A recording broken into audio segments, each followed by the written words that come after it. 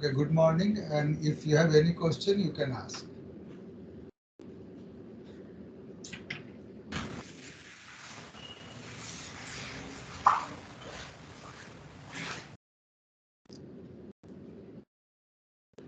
Do you guys have any questions?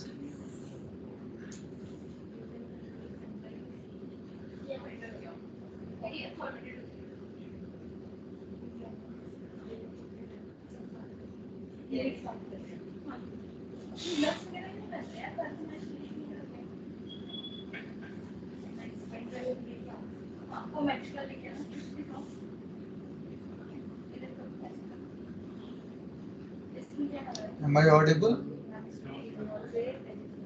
Yes, sir. Yes, sir.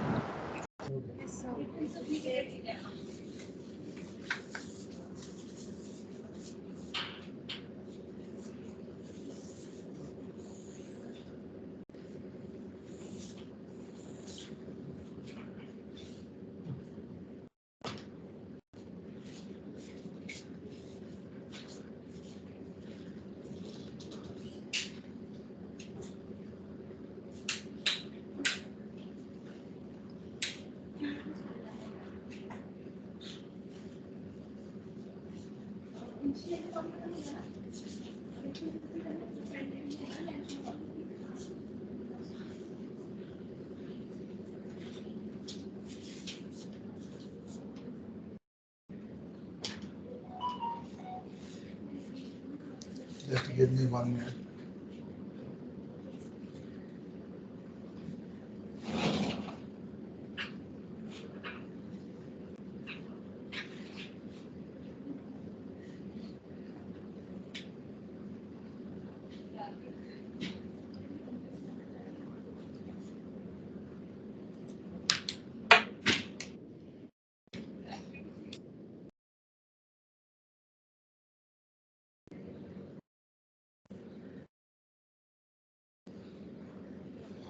Okay, so I don't know why pain in. Anyway, so let us go, and if you don't have any questions, then we'll start discussing what is known as phase rule, application of phase equilibrium. So in phase equilibrium, what we generally look at effect of pressure on boiling temperature or effect of temperature on vapor pressure. And this is a typical phase rule. Have you studied phase rule before? Hello? Anyone? So graph was there in the NCERT, but not very sure. Like they showed triple point and all, but like not Okay, very, so not just precisely. yeah. So just I want to show you how does phase diagram of water looks like. So you see this line, this side water is present as ice, and here it is present as liquid, and this is the region where it is present as gas. Okay, so this is very important, diagram, which tells you in which region water can exist as solid, liquid, or gas. In fact, any compound, you have a similar kind of phase diagram. And here, the way this has been calculated is by taking delta G is equal to 0. So at equilibrium, whether your this is the equilibrium lines. You see, these are the equilibrium lines which has been calculated by taking delta G is equal to 0. So what does that mean? On this line, solid and liquid will be at equilibrium. On this line, liquid and gas will be equilibrium, and here your solid, and this line is solid and gas is in equilibrium. And this is the point which is known as triple point. Okay. So now suppose I want to remove water. Okay, one of the best ways to remove water through sublimation. So if suppose you have a solution and you want to get solute out of it, then what you generally do, you have to first, suppose it is here, then you just first you do freezing, and then lowering of lowering of pressure followed by sublimation. So if you are here, so you just lower the pressure, you go to point below this, and then okay, point below this, and then you do sublimation, because at this point if you increase the temperature, uh, your uh, your ice will go directly to vapor form, and this is one of the way to get solute out of solution. So that is one of the application of phase rule. Now this is your phase diagram of what is known as ice salt phase diagram. Okay, so suppose you have water, and here this is water, and if you add salt, what do you expect? Uh, this already I discussed you last time that there will be depression in freezing point. That's what you are seeing it here.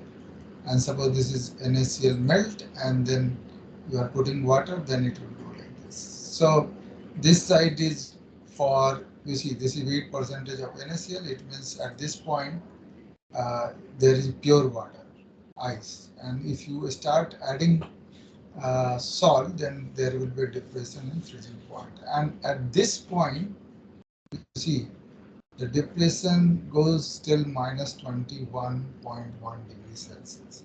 So if you have this kind of mixture where water is mixed with 23.3% salt solution, then your the solution will freeze at minus 21 degree, not at 0 degree. Okay, that is the one of the very important application of this. This is generally used to melt ice. So if suppose there is snow someplace and you want to clean the road, then what you do is you add the salt, and you can decrease the freezing point to minus 21.1 degrees Celsius, and thus uh, above minus 21 degrees Celsius, water will be in form of liquid. All right. So 0 degree, it will be in form of the liquid. So you will be able to remove the snow, and that is one of the important way. Just one. Hello, I have a class. Okay. So this is your 23.3% salt. If you add this, then freezing point goes to minus 21.1 degrees Celsius. That is also used for making ice cream. This is one of the application which you can think of. Then this is water ethanol phase diagram. It looks like this. Here what has been plotted is temperature versus mole fraction. So phase diagram is either uh, pressure versus temperature, or pressure versus composition, or temperature versus composition. These are the three ways in which phase diagrams are implemented. Okay, and this is again water ethanol phase diagram, and I will discuss how to purify those if there is a mixture of water ethanol, and if you want to separate ethanol, what you can do. But this diagram shows you that maximum purity which you can get from the distillation is around 95.6%. The next diagram is the phase diagram of tin and lead. And what you can see that this is temperature versus composition. Okay, temperature versus composition. Again, this is liquid, and this is a different form of, uh, you know, uh, like a different form of solids, and this is alpha plus beta. So the liquid idea is when it is present as a liquid. So if you take pure, this is what percentage of Sn. So if you take pure lead, it melts at 127 degree, sorry, 327 degrees Celsius. Whereas if you take pure Sn, it melts at 232 degrees Celsius. But if you take the 61.9% Sn plus the rest of them is your lead, then melting point decreases below 200 degrees Celsius. Okay, and that is so that is the temperature where, so you don't have to go to this high temperature if you are using this for soldering, and that's what people use. This LY is used for soldering. Okay, so these are called eutectic mixture. These are called eutectic mixture. If you see this one, this is called eutectic mixture. So this eutectic mixture has different kind of application. For example, inkjet printer ink is a eutectic mixture. It prints at relatively low temperature. So when I say that, it means that printer ink is exists as a liquid at relatively low temperature. Similarly, Gallium is a liquid metal alloy used as, so you know that mercury exists as a liquid, but it is quite toxic, and so sometimes we need to replace that through metal alloy, and the one which is used is Gallium. It has low toxicity, but it can exist as a liquid.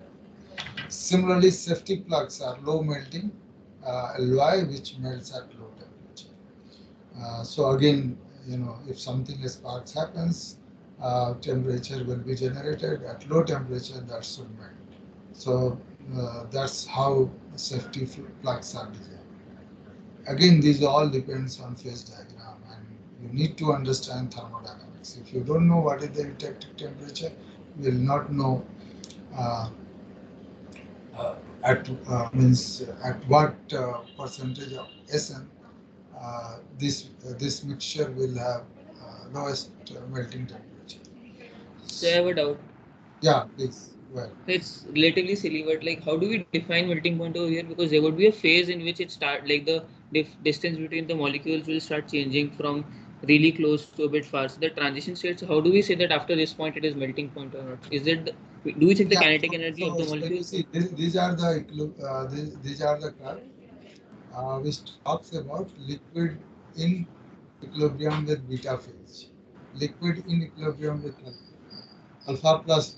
So this, so here you see at this point liquid goes to alpha plus beta, right? So by looking at the melting point or boiling point is the temperature at which liquid coexist, or liquid is in equilibrium with solid. Melting point. If you take melting point, liquid is in equilibrium with solid. Okay. If you go to boiling point, then liquid should be in equilibrium with liquid. So that's how you define melting temperature or boiling. Is this okay? Does that make sense? Sir, I understood the transition part, but then finally we have given a temperature after which we are saying it's a solid. So how do we define that Yeah. line? So That this side you are not talking about equilibrium. This line is equilibrium, like, and that will change, right? If you take pressure, change the pressure.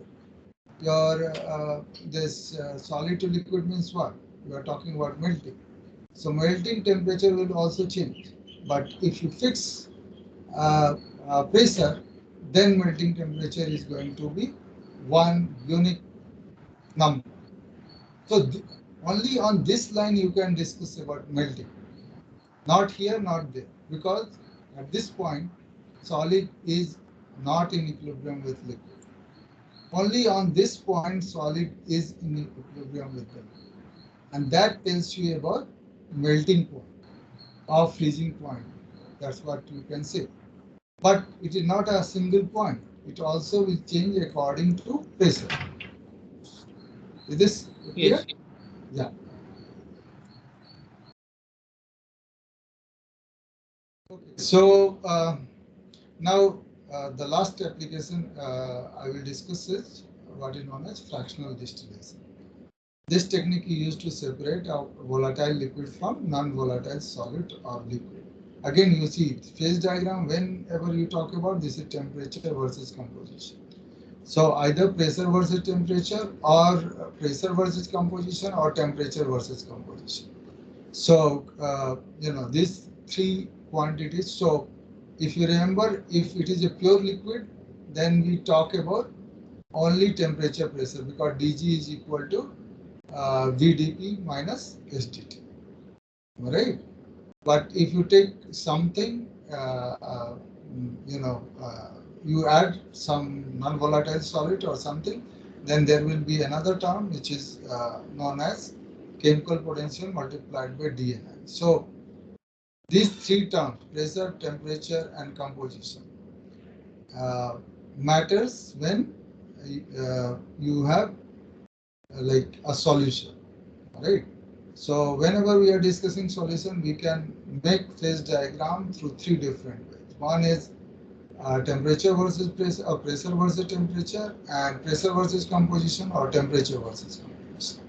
And this is one of the ways. So here it is a mixture, so certainly mole fraction will matter.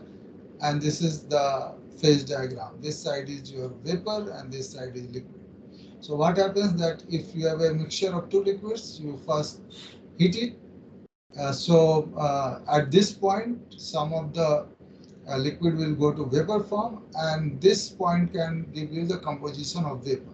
So composition of vapor will be richer in B. You see, this is composition of liquid and this is composition of vapor. So at this point, when you increase the temperature, at this point, your liquid will be in equilibrium with vapor. Liquid has same composition, but vapor has this composition. Now what you do, you take this vapor and you cool it. Then you will get a liquid. Now this liquid has same composition as vapor. It means this liquid is has more amount of B. You see, B this side B is increasing. If you compare between this liquid and this liquid, this has a higher composition of B. Again, you look at you heat it, and if you look at this vapor, so this vapor has composition which is higher in B. And finally, by heating and cooling, you will get a mixture which is almost pure in B. And this is how two, uh, you know, A and B, two liquids can be separated. And you can look at that. A has higher temperature, higher boiling temperature than B, and it means B is more volatile. So you will be able to separate a volatile liquid from a non-volatile solid. Okay, so these are the few of the applications, and I just wanted to give you a feeling of thermodynamics before I can go to kinetics. There are other applications, for example, in industrial chemistry, if you are synthesizing something, you can know at what temperature and pressure the product will be maximum. For example, this is well known Haber's process, where nitrogen and hydrogen is mixed to get ammonia. And to get the maximum amount of ammonia, people have calculated temperature and pressure, which can be the most suitable temperature and pressure. Then thermodynamics also applied to look at the complexation with macrocyclic ligands. And then geological problems, for example, solubility of calcite, energetics of ternary oxides of mineralogical significance. Then any phase transition which you can think of, from, for example, from graphite to diamond, helium normal to superfluid transition, conductor to semiconductor transition, change of boiling point of liquid with pressure or addition of solid. This we have already discussed. In biochemistry, we can look at enzyme and protein stability, DNA stability, metabolic processes leading to mechanical work performed by living organism, design of drug. There are several applications which can give you, where thermodynamics can be applied. So that is all about thermodynamics, which I wanted to tell you, give a feeling of where thermodynamics can be applied. So if you have any questions, just let me know. Otherwise, I will move.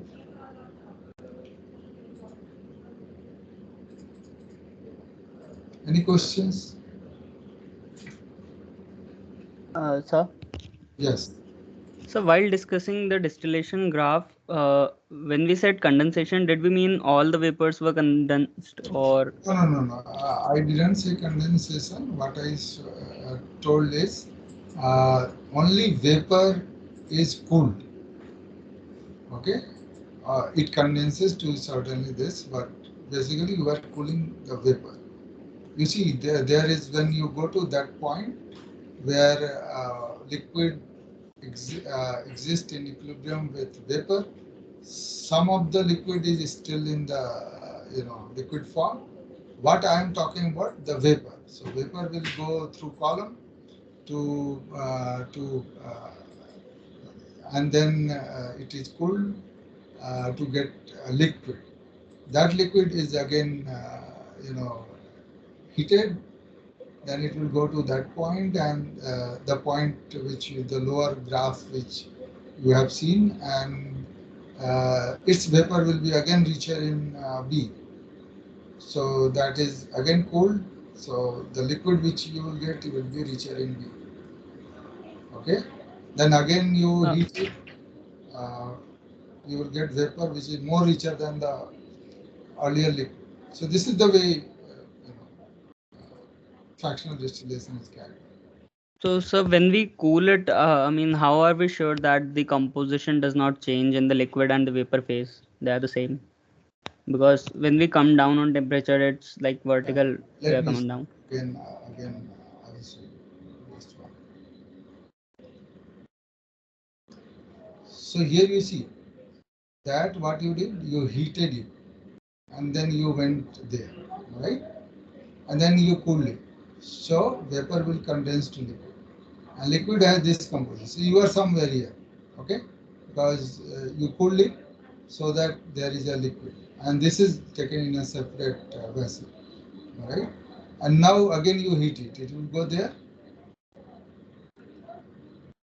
This liquid is in contact with the vapor. This is part is the vapor you see here. So whatever vapor you will get, its composition will be this. So this much percentage. Is it clear? Yes, sir. So liquid, then it has vapor. I'm not talking about this liquid now. This vapor is cooled. So this vapor cooled will have higher percentage of B than previous solution. Then cool again you heat it.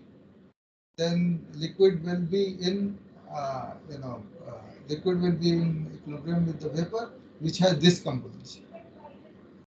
Okay, this composition certainly will have a higher B value, but this is in vapor form. Now you cool it.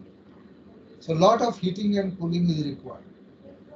Okay, so cycles of heating and cooling, and then you finally get your pure B. And in ethanol case, I showed you that it is like, if you go above, there is ethanol. You cannot get pure one, because you see after that this thing happens. So you can get only that much pure, 95.6% ethanol.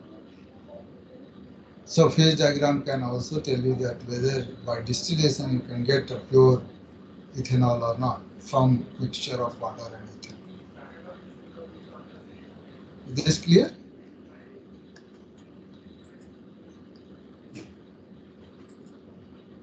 Yeah. If anyone has any question.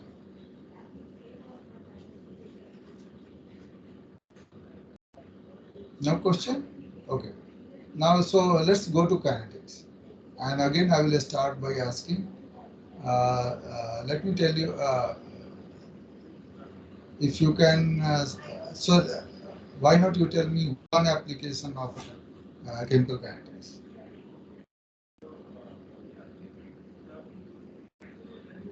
Someone? So increasing rate of reaction. Increasing rate of reaction. Okay. How you can increase the rate of reaction?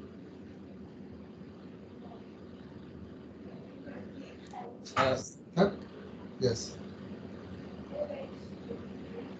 Sir, okay, yeah. I was just recollecting. Okay, so you have a proportionality, like if it's a first order, second order, third order. So depending on that, if you like in Haber's process, like when we are making NH3 from N2, that time what we can change the concentrations and increase the product if we basically by changing the because the reaction depends on the initial concentrations of the reactants, we can vary the amount of product we get, and then suppose if we remove one thing, so due to Lee-Chatterjee's principle, then again the reaction will still go forward, so we'll get more of the product. Yeah, but what I'm asking is how I can increase the rate of reaction. Tell me 2-3 ways. By I increasing don't the think rate correct. of, Yes. by increasing the amount of reactant. Yes. So For I that, think catalyst.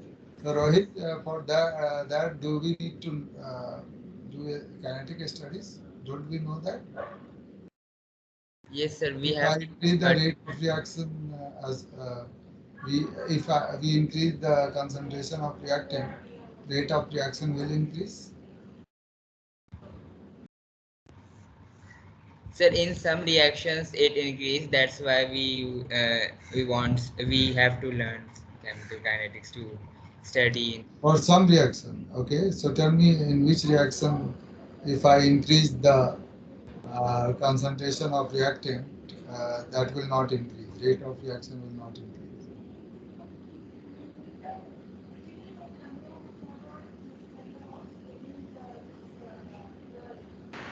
Zero order reaction maybe. What? Zero order reaction. Yes, you are right. In zero order, you are right. But most of the reaction are not zero order. Am I right, Prakhar? Yes, sir.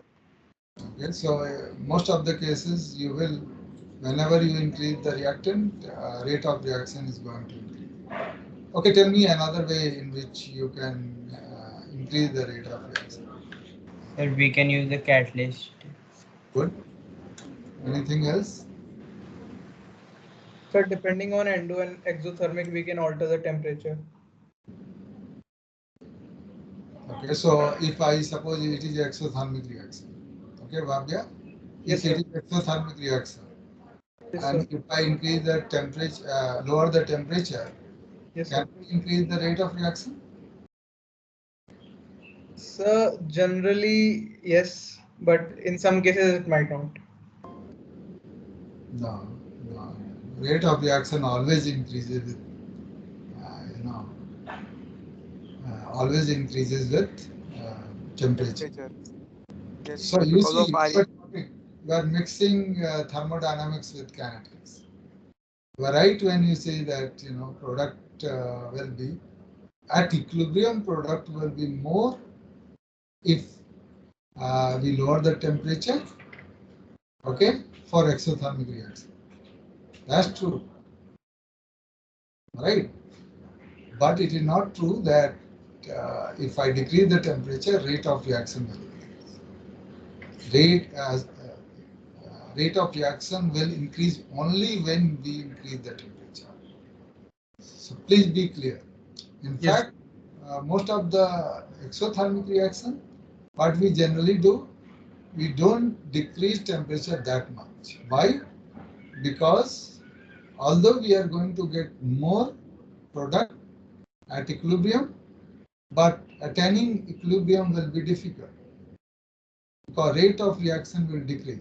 So you moderate the temperature. Means you don't go to too low temperature. You try to moderate it so that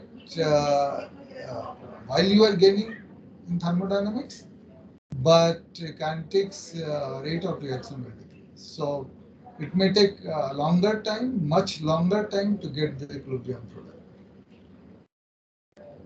Is it clear, Bhavya? Yes, sir. समझ रहे हो what I am trying to say? Yes, sir. The activation energy. You are right. मुश्किल हो जाएगा. So suppose आपने rate of reaction increases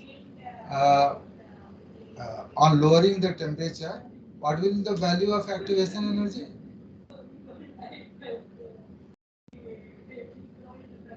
Positive, negative, zero. What you expect? So can you repeat?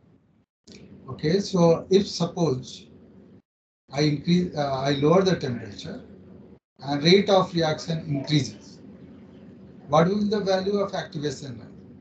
Will it be positive or negative? Sir, it will be negative. Okay, so can activation energy be negative? No, sir. No, Are sir. you sure? Are you sure? Yes, sir. Okay, Munajil, you are saying that activation energy cannot be negative. That is also again, it is not always true. Yes, activation energy for one step not be negative. Okay, but if activation energy, if a particular reaction involves more than one elementary step, there is possibility of activation energy being negative. I will discuss that when Sir, Uh, any example? there are examples, and I will show the. I mean, I have one paper which we published where we showed it that activation energy is negative, but that will not for one step process. Please keep that thing in mind, and I will discuss that when I discuss activation energy. I will discuss when activation energy can be negative. So it is for elementary step. You are right. One step process, you are right, activation energy can never be negative. But for more than one step process, there are reactions known in which activation energy can be negative or can be zero. Although if you remember that graph, potential energy graph, you can never think of that activation energy can be negative. But I will show you the example when it can happen. So it can happen when there is an equilibrium process followed by a single step. So A going to B, that is the equilibrium step, and B going to C is irreversible process. In that case, depending on delta H of the first process, okay, in certain cases, activation energy can be negative. So there are reactions known when where if we decrease the temperature, rate of reaction also increases. Okay, but for the general one step process, that's not true. That's not true. So in most cases, when I discuss, uh, if I increase the temperature, then only rate of reaction increases. Okay, so please keep that thing in mind. Always you should know what are the exceptions, but for one step process, certainly activation energy cannot be negative. Okay. Okay. So tell me, apart from that, what are the applications of kinetics?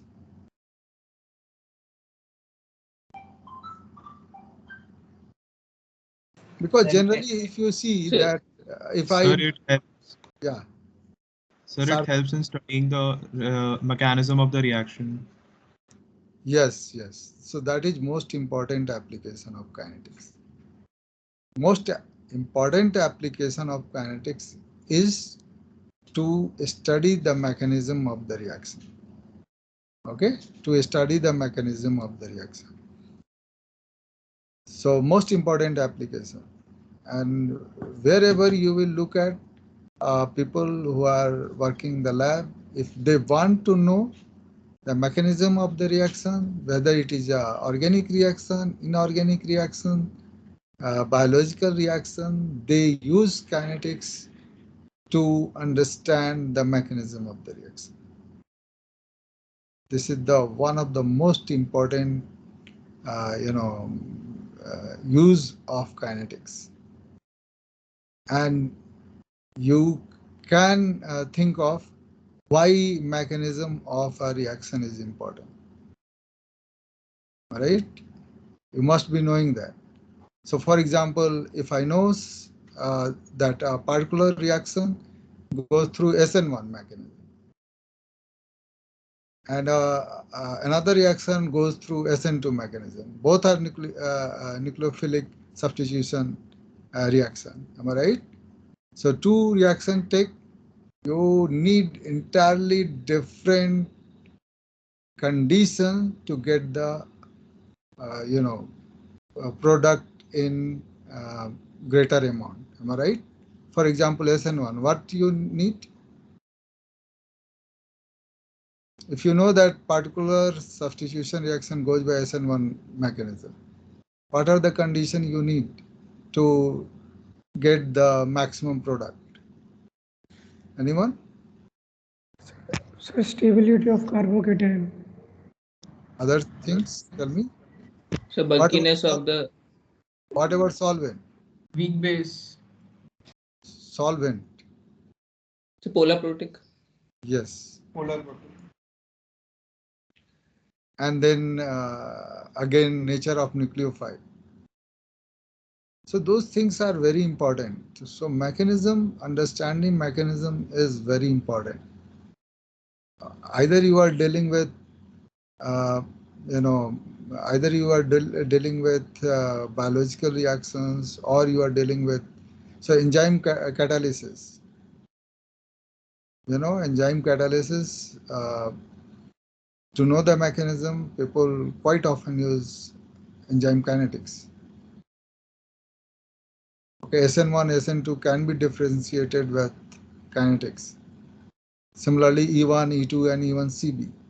So in organic chemistry, you have already seen the importance of kinetics, right? Or importance of mechanism. Once you know the mechanism, you know what kind of condition you need to have so that you can get maximum amount of the product. So one of the most important use of kinetics is your getting the mechanism. And in like after 2-3 lecture, I will tell you how to get the mechanism by looking at the rate law. Okay, by looking at the rate law. Tell me other applications. Sir, for carbon dating of a material. Good. So if you want to know the age of very old substance, then radio dating is one of the way. Anything else?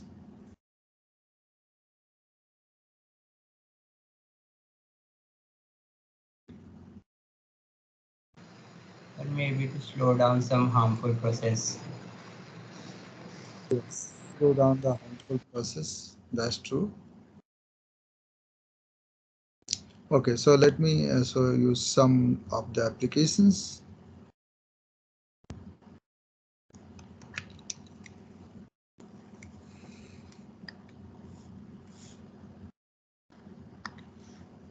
Okay, so amount of product or intermediate of reactant at a given time, that we can know. So particularly this is important when you are looking at intermediate, because finding out an intermediate is very difficult. So just by looking at the kinetics, you can tell at what time intermediate will be maximum, and then you can take out the solution at that time. So sometime intermediate can be a useful product. So not about kinetics can not only be used for organic or inorganic reactions. It can also be used to look at the stability and rate of drug metabolism. So whenever you go to a doctor will give you medicine. He will tell, okay, after 6 hours you have to take the second dose, or during like one day you have to take one dose only. Some of the medicines are given twice in a day, some of the medicines are given thrice in a day. Those all depends on kinetics. uh, okay, and then expiry date. So you cannot take a medicine which has been manufactured like 3 years ago, am I right? Because every drug or every medicine will get destabilized with time. Okay, so it is very important to study, stability and rate of drug metabolism. For example, if some drug uh, gets metabolized in 6 hours, then you have to take the second one, right? After 6 hours. But some drug may take more than 6 hours or may take 24 hours. So that drug will be given after one day, right? Degradation and decomposition rates. So a lot of substance which is in use degrades, plastic degrades. Um, uh, you know, uh, so this is apart from drug. So like paints degrade. So you have to look at the degradation and decomposition rate. Some reaction are slow and some reaction are fast. And then ratiometric dating we have already discussed. Okay, so why we need to know a reaction is slow or fast? Because that can be used to our advantage. For example, whenever you are developing a new paint, okay, you will certainly measure how this paint degrades. What is the kinetics of degradation of that paint? If you know that, so certainly you can think of that paint degradation should be slow, then only we should use it. If it degrades fast, then use of that paint is very limited. Similarly, rusting of iron need to be slowed down. How we can slow it down? So for that, you can look at the kinetics of rusting of iron in presence of different things. Burning of cooking gas should be fast. So you cannot use any gas as a cooking gas. Why? Because what we need is that when we try to burn that cooking gas, it should be very fast. Similarly, if you go for like petrol or diesel fuel, rate of oxidation of a fuel should be negligible at room temperature. This is very important. If it like oxidize very fast at room temperature, then you cannot use it. But it should be fast at high temperature at which engine operates. So these are the few things whenever people want to give a product, they look at the kinetics. So suppose they want to develop paint, then they look at the kinetics, all right? So that degradation of paint should be slow. So any material, if you want to develop, for example, polymers, people try to look at that whether degradation of polymer is slow or not. So that was initially, but now people are becoming environment conscious. So they are also looking at something which can be degraded very easily after its use. All right. So again, kinetics comes into picture. Depending on the application, you can use kinetics to know the rate of reaction. Okay, or by knowing rate of reaction of particular thing, for example, degradation, you can think of a new application of that product. Okay. Then that's what I discussed with you, that importance of kinetics. one of the most important application of kinetics is to know mechanism of a reaction. Okay, mechanism of a reaction, and this you have already seen in organic chemistry, that depending on mechanism of the reaction, effect of solvent on the reaction will be different. Similarly, effect of substrate on the reaction will be different. Same nucleophilic substitution reaction, effect of if one goes by SN1, effect of solvent will be different than one reaction which is going by SN2. Similarly, effect of substrate on the reaction, effect of base, nucleophile, electrophile on the reaction. So this you have already seen, but you have only seen its application in organic chemistry, right? But you can know, or you can, when we will discuss how to get the mechanism, we will also discuss how we can apply this to, suppose biochemistry, in organic chemistry. Okay, and how to use kinetics to know the mechanism of reaction. That is very important part of the kinetics. So unless you understand how to use kinetics to know the mechanism of reaction, you will not appreciate the use of kinetics. So it is very important that whatever you study, you know what is the scope of those things. So if you are studying thermodynamics, you must know what is the scope of thermodynamics. Unless you know that, you will not understand the usefulness of that particular concept. Okay, unless you know that thermodynamics is very important to make a non-spontaneous process spontaneous, or a spontaneous process non-spontaneous, you will not appreciate. Am I right? You will not appreciate what is the how thermodynamics can be used.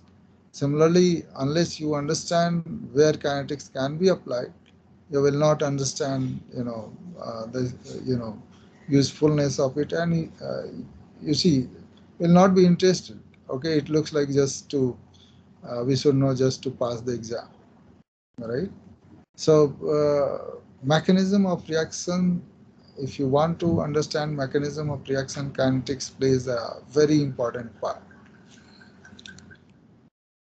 Then importance of catalysis. We all know that catalysts decrease the activation energy and increase rate of reaction, but how does it work? That we are going to discuss next few classes. Okay, we will discuss both homogeneous catalysis, which includes acid-base catalysis and enzyme catalysis, and then heterogeneous catalysis. Okay, catalysis which is done on solid surfaces. So there are a lot of reaction which happens on surface, and their surface can be used as a catalyst. Any question here?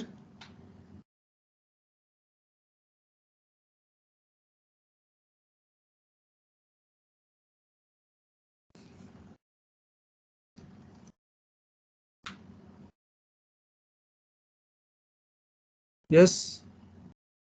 Any question which you would like to ask?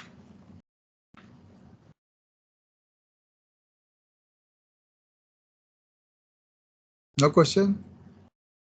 Tushar, can you listen me? Yes, sir. Okay.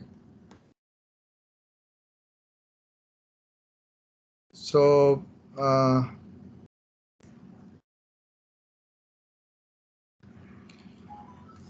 so these are the application of enzyme. Application of kinetics. So kinetics first start with understanding of rate of reaction. What is the rate of reaction? This is given by this equation. V is basically, this symbol is given for rate of reaction, and that is equal to 1 by V, which is V is the volume, and dE by dt. So this is change in extent of reaction with time. Okay, dE by dt. And we know that D and I is given by stoichiometry multiplied by extent of reaction. Okay, so if we put this dE by dt, so let's do dE by dt will be equal to 1 by nu I into dni by dt, and then 1 by v is here, and we know that dni by v is dci, so this is concentration certainly, so 1 by nu I dci by dt. This is the way through which we express the rate of reaction. Okay, for example, A plus 2B giving you 3C plus D, then rate of reaction can be described in terms of either reactant or product, and we will use this equation to determine what is the rate of reaction. So rate of reaction will be d by dt. So there will be positive sign since D concentration is increasing with time, and that will be 1 by 3 because stoichiometry is 3 for C. So 1 by 3 dC by dt is equal to, there will be a minus sign if we try to represent in terms of reactant. So minus dA by dt is equal to minus half dV by dt. So this is the way rate of reactions are defined. And in the next class, I will discuss how to determine this rate of reaction, and then we will discuss rate laws and integrated rate laws, and then I will go for mechanism of the reaction. Okay, so I will stop here. If you have any questions, just let me know. For the eutectic point temperature that you were defined in the starting, is it only there for the solid liquid transition, or is it a universal term for any transition temperature? So there is sometime that is called eutectoid. Sometime, there are different names for different things. But for solid liquid, at least you can tell that that point is known as eutectic. And so if we are asked to define it, so we'll say that it is only the temperature that has the lowest melting point. You can lowest melting temperature. You can simply say this is temperature at which liquid coexist with the solid. So, but that would be a range. If you look at eutectic temperature, so let me show you.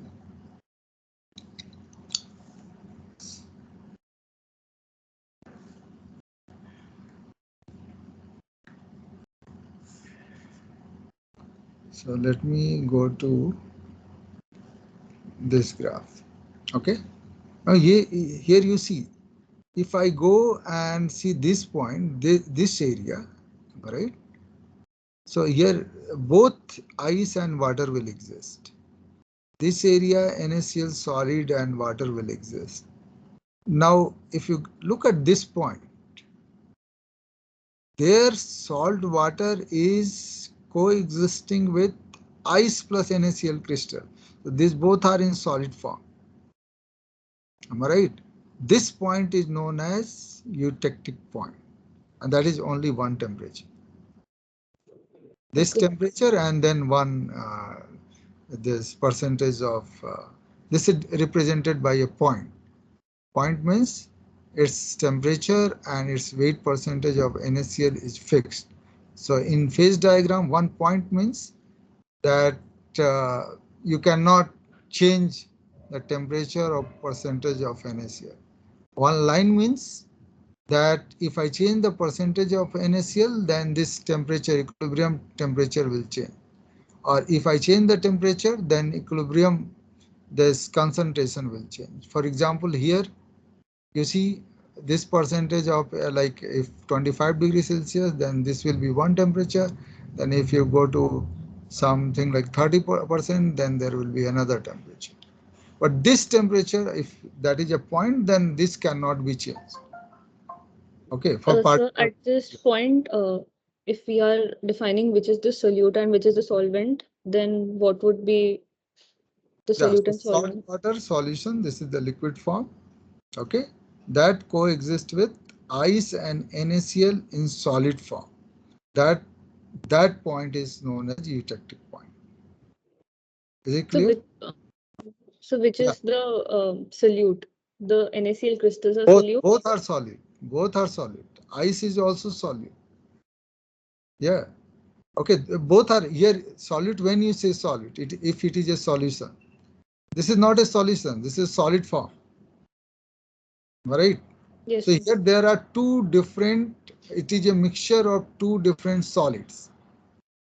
One is ice, another is NaCl in the solid form. Yes, sir. So you can think of two solid mixed, all right, giving you a mixture. But both are in solid form. Please keep that thing in mind. Yes. Is this okay? Yeah. So eutectic point is a defined point. Am I right? It is not like it is changing.